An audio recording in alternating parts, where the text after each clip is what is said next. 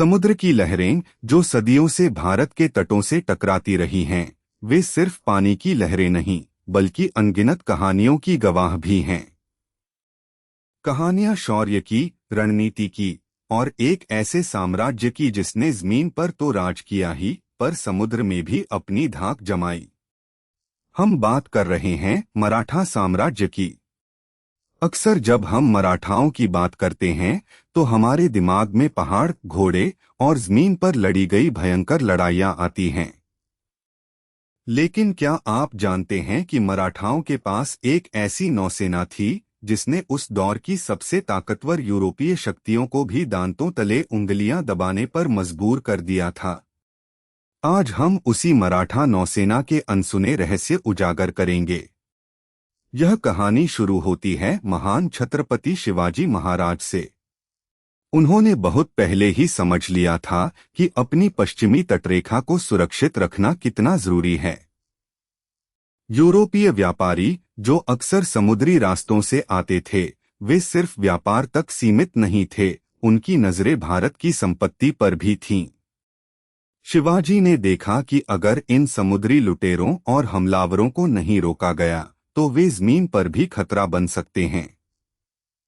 और यहीं से जन्म हुआ एक दूरदर्शी सोच का, अपनी खुद की एक मजबूत नौसेना बनाने का।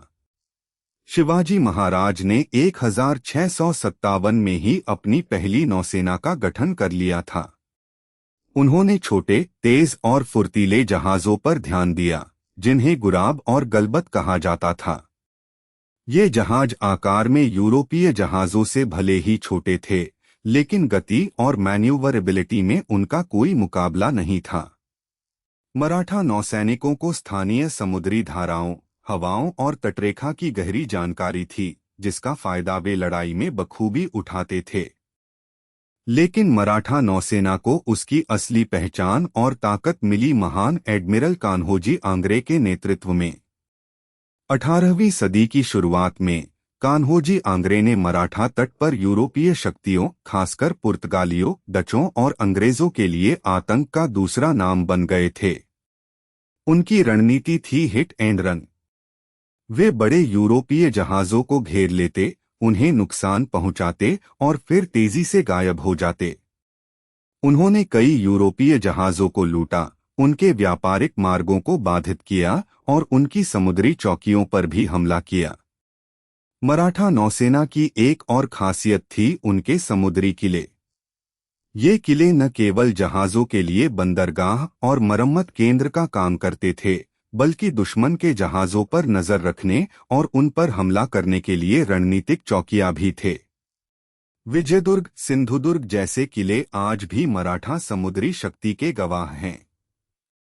मराठाओं ने कभी भी यूरोपीय तकनीक की आंख बंद करके नकल नहीं की। उन्होंने अपनी जरूरतों और स्थानीय परिस्थितियों के अनुसार जहाज बनाए।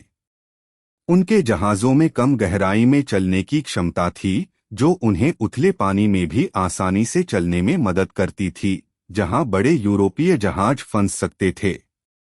यह एक तरह की समुद्री गुरिल्ला युद्ध नीति थी, जिसने उन्हें अजेय बना दिया। मराठा नौसेना का रहस्य सिर्फ उनके शक्तिशाली जहाजों या बहादुर एडमिरलों में नहीं था, बल्कि उनकी दूरदर्शिता, अनुकूलन क्षमता और अपनी जमीन व समुद्र को बचाने की अटूट इच्छा शक्ति में था। उन्होंने दिखाया कि ताकत सिर्फ आकार में नहीं होती, बल्कि बुद्धि, रणनीति और स्थानीय ज्ञान के सही इस्तेमाल में होती है। आज भी मराठा नौसेना की कहानी हमें सिखाती है कि कैसे सीमित संसाधनों के साथ भी असंभव को संभव बनाया जा सकता है। यह भारतीय समुद्री इतिहास का एक ऐसा स्वर्णिम अध्याय है जिसे हमेशा याद रखा जाना चाहिए।